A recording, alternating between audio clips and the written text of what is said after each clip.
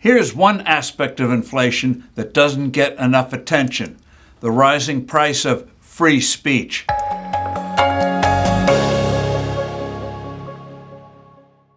Hello, I'm Steve Forbes, and this is What's Ahead, where you get the insights you need to better navigate these turbulent times.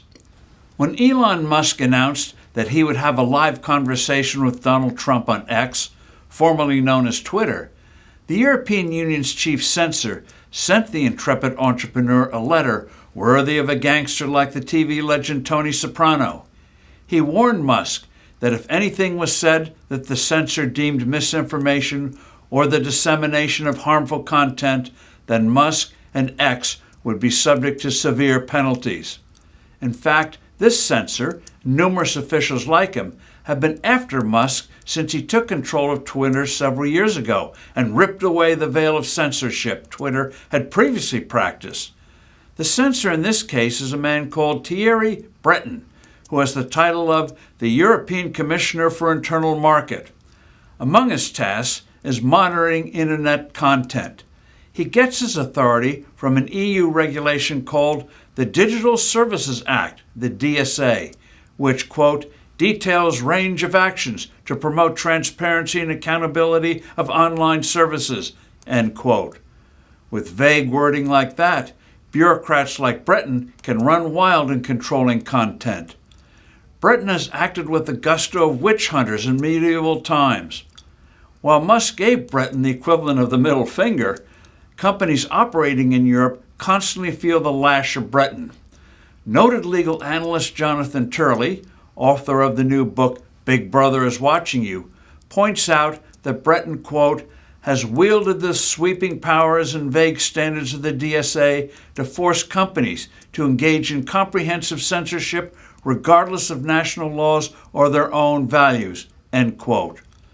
The EU is hardly alone in its lust to control what can be said.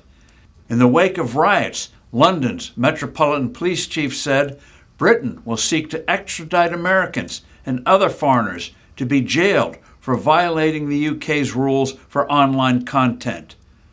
When it comes to free speech, Canada is becoming the Cuba of the North. Legislation is pending that will not only severely restrict what you write and can say, but also allow the government to jail you if it suspects you might say something that is unlawful. Who knew Canadian bureaucrats and officials could read minds like that? The problem, as ever, is those vague words such as misinformation and incitement.